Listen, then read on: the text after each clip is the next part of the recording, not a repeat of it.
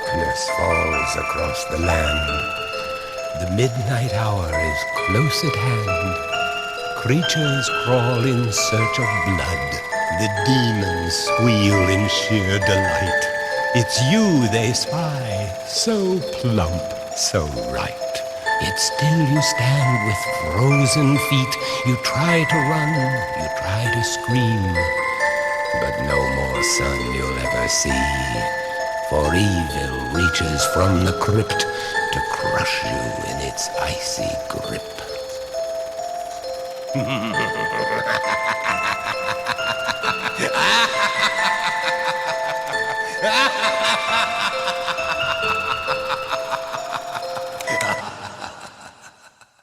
G'day, Tragic here, and welcome to turn 8 of Touch of Evil. And yeah, everything's going pretty well. Well, everything's not going pretty well, but we had a decent turn last turn and finally got a bit of traction. And hopefully we'll make some more movement this turn as well. But before we do that, just a quick correction. A couple of turns ago, a monster spawned here, and I did the displace rule to moving this crow to here and this crow off the town square, which raised the doom track. But what I forgot is that circles and square minions can occupy the same space. It doesn't do the displace rule. So that means that the shadow track's actually one lower. Now, that's pretty major, so I'm going to take that reprieve when I can. Okay, so we're moving to Katarina, and let's just see what she gets. She gets a roll of a 2, which is awesome. This is about summing up how my rolling has been going for movement this entire game. So I think she is going to, instead of moving, she's going to discard the old map, which she can discard and then move to any location on the board. And the location she's going to move to is going to be the old forest, the Forgotten Island. Now this is a pretty dangerous place to go, but she has a few items now to keep her combat up. Now, theoretically, we're going to have 2 investigations plus 3 investigations. That's going to give her 5 investigations just by going here. And there's a high chance she's going to get a great item. But if we can pick up 5 investigations, it's also a low risk. So that's where she's going. So the first thing she needs to do is she's going to roll a cunning test for those investigations. So before she does that though, of course, she has to roll for the bird. Oh God, what are the chances? So she gets 1 wound, and now she's going to roll a cunning test of 3 to pick up those items, so high numbers. Boom, 2. So she gets 2 successes, so she gets both of them. Nice.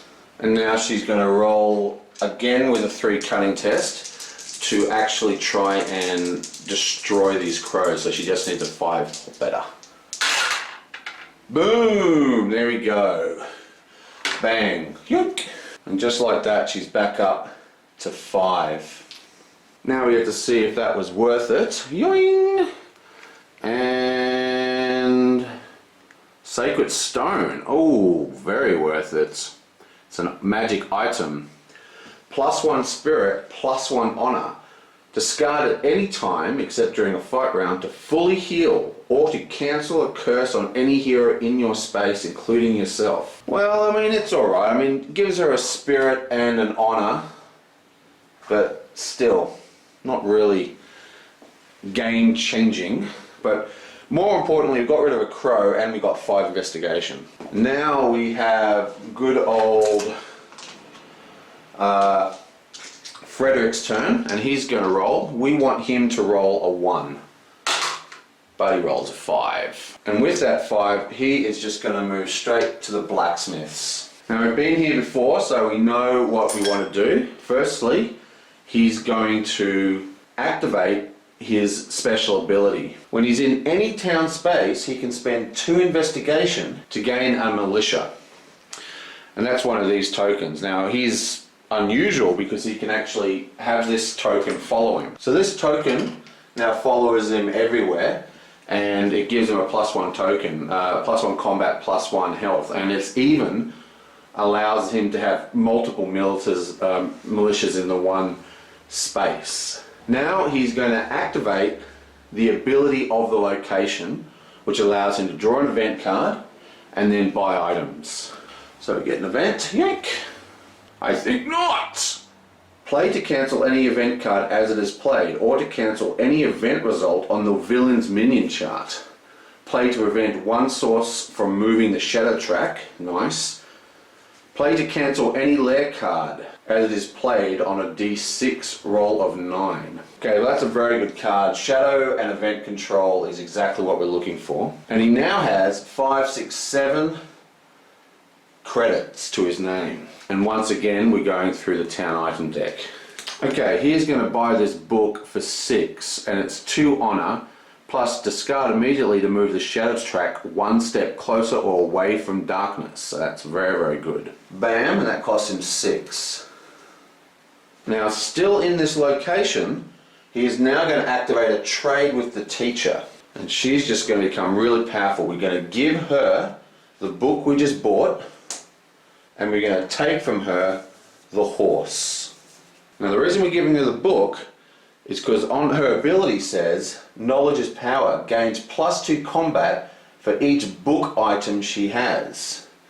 She has 2 books, plus she's got a +3 enchanted pistol. So that's 3, 4, 5, 6, 7, 8, 9 combat dice she has. It's pretty awesome. It is now her turn. So she gets to roll a 1 die.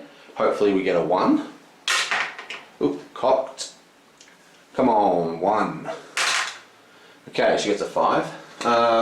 And then she also is going to discard her, not the book.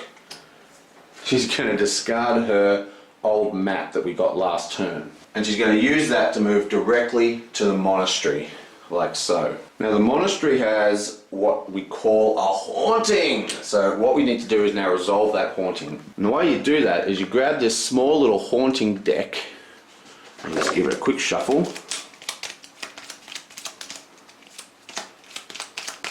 And then you draw a card. Yoing! And hopefully it's not going to be something too horrible. The Outcast. Fight dice 5, wounds 3. You must pass an honor 5 test to escape. For every hit done by the outcast, you must also discard 1 skill upgrade marker. If defeated, gain 7 investigation. Okay, also there is a militia token here. That's an extra wound plus an extra fight dice. So we add that to her 2 books and her +3 combat gun. So she has 3, 4, 5, 6, 7, 8, 9, 10 dice, including the militia. Right. Hopefully, this will be an easy win. Who knows if it will though. For starters, the monster rolls 5 combat dice. So, boom. And that's 2 hits. But, as we discussed, she gets to roll 10. Come on. Boom. 1, 2, 3, 4, 5 hits. We only need 3 to kill this monster. So boom. 3 hits, it's dead. So, the haunting is discarded, and this is shuffled back into this deck. So, you can get them multiple times. Oh, let me just find that monster again, because there it is, Outcast. It's one of the most benign of them all. For starters, for every hit done, the Outcast must also discard 1 skill upgrade. But she does not have any skill upgrade markers. These books have upgrades, but they don't count. A skill upgrade marker is something like this, like a little token. So one of the wounds, because remember she hit twice, one of the wounds is going to kill the militia. That's what he's for. And the other wound goes on to Anne-Marie. And then she gains a whopping 7 investigation. Now that she's in the monastery, she actually has to have an encounter here.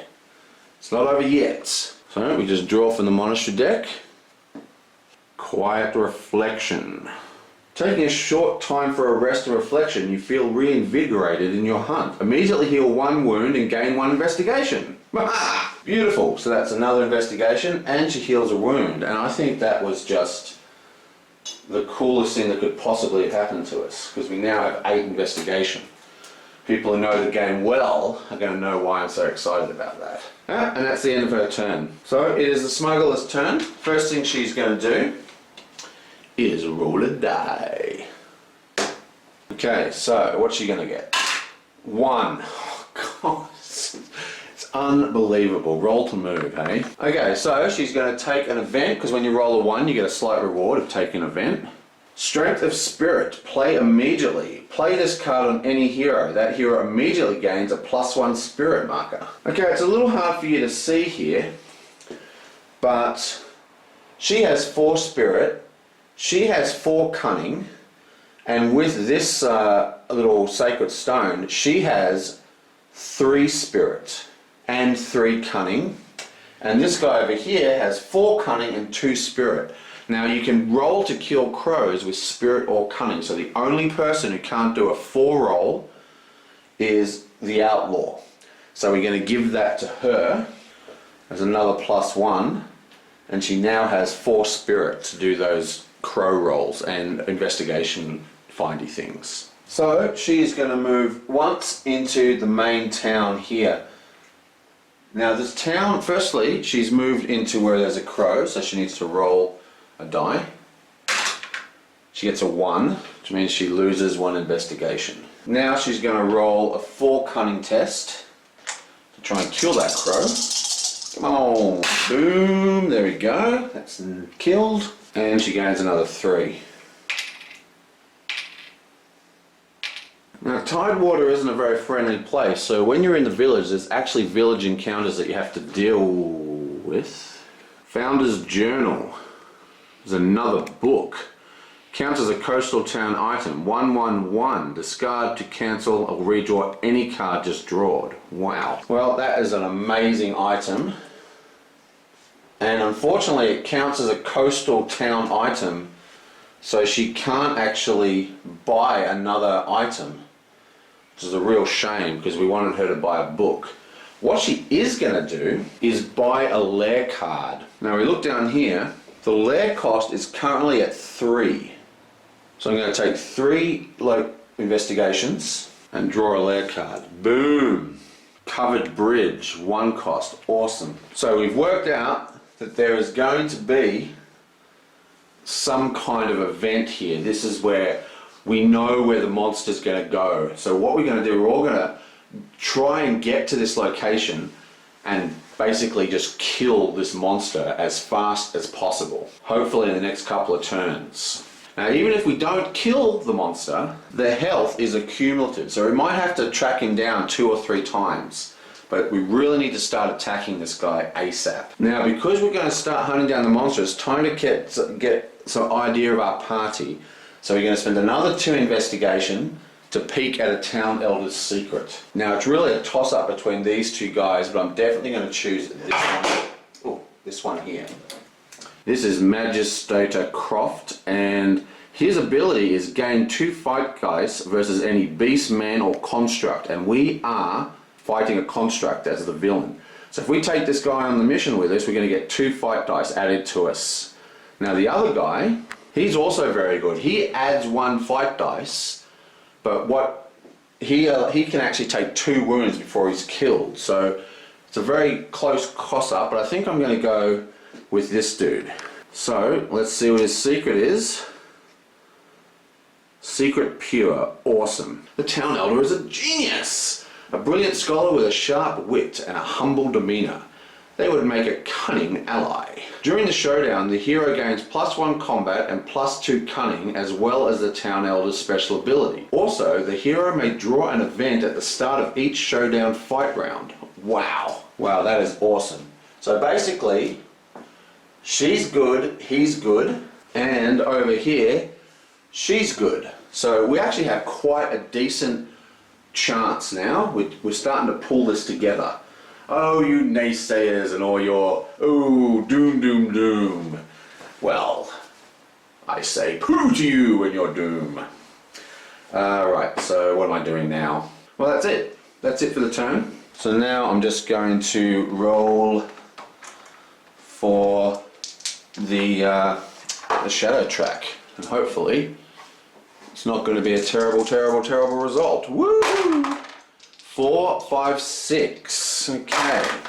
March of Darkness. Every minion on the board immediately moves 2 spaces along the shortest path to the town hall. Oh my no. This is not good. See here, when minions move, they move towards the town hall.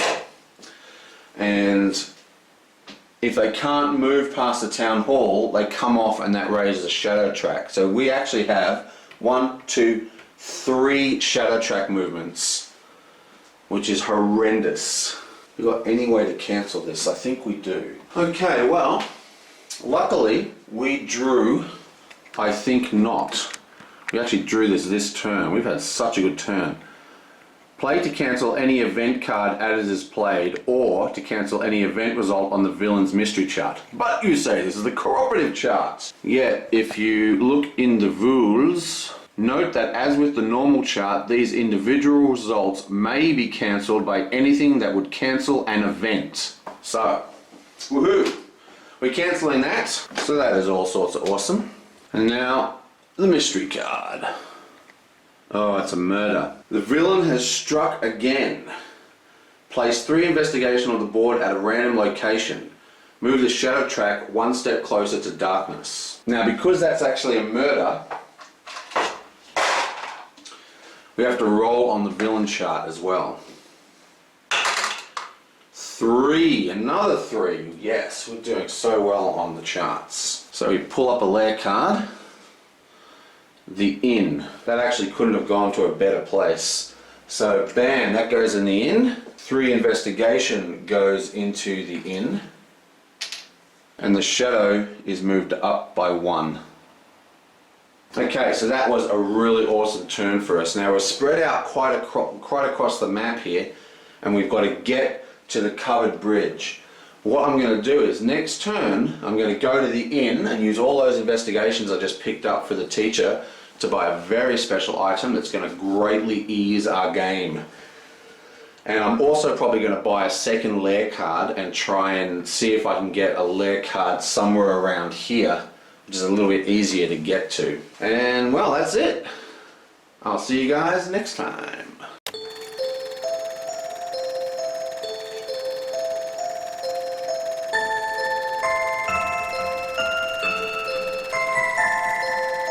Darkness falls across the land. The midnight hour is close at hand.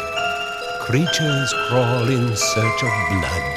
The demons squeal in sheer delight. It's you they spy, so plump, so right. Yet still you stand with frozen feet. You try to run, you try to scream, but no more sun you'll ever see. For evil reaches from the crypt to crush you in its icy grip.